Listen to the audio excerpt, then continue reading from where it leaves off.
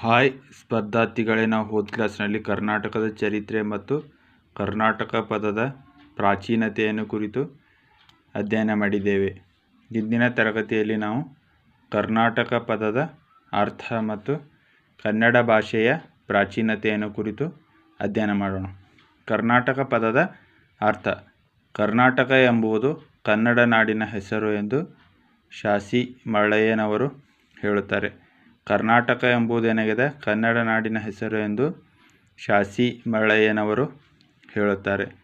ಕನ್ನಡಿಗರ ಕೀರ್ತಿ ಕನ್ನಡೇತರರ ಕಿವಿಯ ಮೇಲೆ ಬಿದ್ದುದರಿಂದ ಕರ್ನಾಟ್ ಎನಿಸಿಕೊಂಡಿದೆ. ಏನಾಗಿದೆ? ಕನ್ನಡಿಗರ ಕೀರ್ತಿ ಕನ್ನಡೇತರರ ಕಿವಿಯ ಮೇಲೆ ಬಿದ್ದುದರಿಂದ ಕರ್ನಾಟ್ ಎನಿಸಿಕೊಂಡಿದೆ ಎಂದು ವಿದ್ವಾಂಸರು ಹೇಳುತ್ತಾರೆ.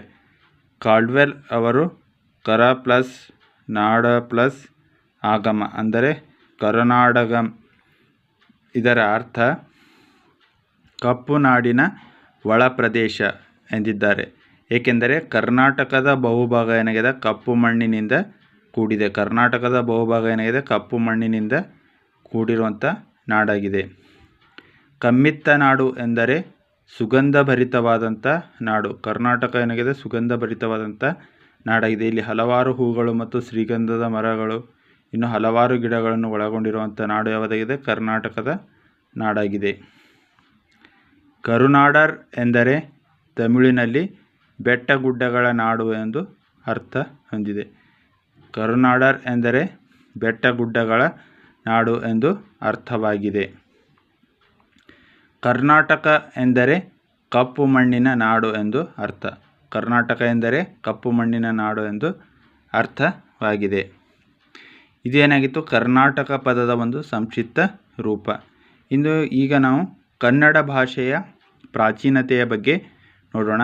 ಅಶೋಕನ ಬ್ರಹ್ಮಗಿರಿ ಶಾಸನದಲ್ಲಿ ಕಂಡುಬಂದಿರುವ ಇಸಿಲ್ ಎಂಬ ಪದ ಕನ್ನಡದ ಮೊದಲ ಪದವಾಗಿದೆ ಎಂದು ಡಿ.ಎಲ್. ನರಸಿಂಹಾಚಾರ್ಯವರು ತಿಳಿಸಿದ್ದಾರೆ. ಏನು? ಡಿ.ಎಲ್. ನರಸಿಂಹಾಚಾರ್ಯವರು ಏನು ಹೇಳಿದಾರಪ್ಪ ಅಂದ್ರೆ, ಅಶೋಕನು ರಚಿಸಿರುವಂಥ ಬ್ರಹ್ಮಗಿರಿ ಶಾಸನದಲ್ಲಿ ಇಸಿಲ್ ಎಂಬ ಪದ ಕನ್ನಡದ ಮೊದಲ ಪದವಾಗಿದೆ ಎಂದು ಅವರು ತಿಳಿಸಿದ್ದಾರೆ. ಇಸಿಲ್ ಕನ್ನಡದ ಪದ.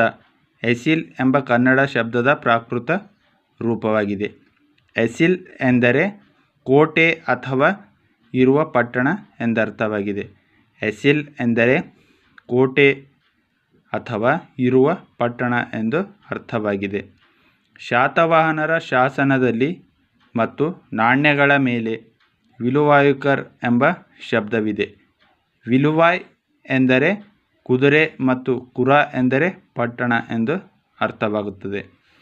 2500 ವರ್ಷಗಳ ಕಾಲ ಸಾಹಿತ್ಯದ ಕೃಷಿ ನಡೆಸುತ್ತಾ ಬಂದಿರುವ ಕನ್ನಡ ಭಾಷೆಗೆ 2008ರಲ್ಲಿ ಶಾಸ್ತ್ರೀಯ ಸ್ಥಾನಮಾನ ನೀಡಿದೆ. ಅಂದರೆ ಕನ್ನಡ ಭಾಷೆಗೆ ಎಷ್ಟರಲ್ಲಿ ಶಾಸ್ತ್ರೀಯ ಸ್ಥಾನಮಾನ ನೀಡಲಾಗಿದೆ ಅಂದರೆ 2008ರಲ್ಲಿ ಶಾಸ್ತ್ರೀಯ ಸ್ಥಾನಮಾನವನ್ನು ನೀಡಲಾಗಿದೆ.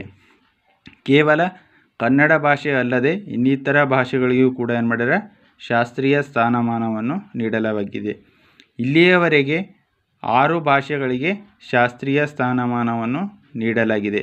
ಅದರಲ್ಲಿ ಮೊದಲನೇದಾಗಿ ತಮಿಳು ಭಾಷೆಗೆ ಎಷ್ಟರಲ್ಲಿ ಅಂದರೆ 2004ರಲ್ಲಿ ಶಾಸ್ತ್ರೀಯ ಸ್ಥಾನಮಾನವನ್ನು ನೀಡಲಾಗಿದೆ. ಅದೇ ರೀತಿಯಾಗಿ ಸಂಸ್ಕೃತ ಭಾಷೆ ಎರಡನೇದಾಗಿ ಸಂಸ್ಕೃತ ಭಾಷೆಗೆ 2005ರಲ್ಲಿ ಮತ್ತು ಕನ್ನಡ ಭಾಷೆಗೆ 2008ರಲ್ಲಿ. ಅದೇ ವರ್ಷ ಮತ್ತೊಂದು ಭಾಷೆಗೂ ಕೂಡ ಶಾಸ್ತ್ರೀಯ ಸ್ಥಾನಮಾನವನ್ನು ನೀಡಲಾಗಿದೆ. 4ನೇ ಭಾಷೆ ಯಾವುದು?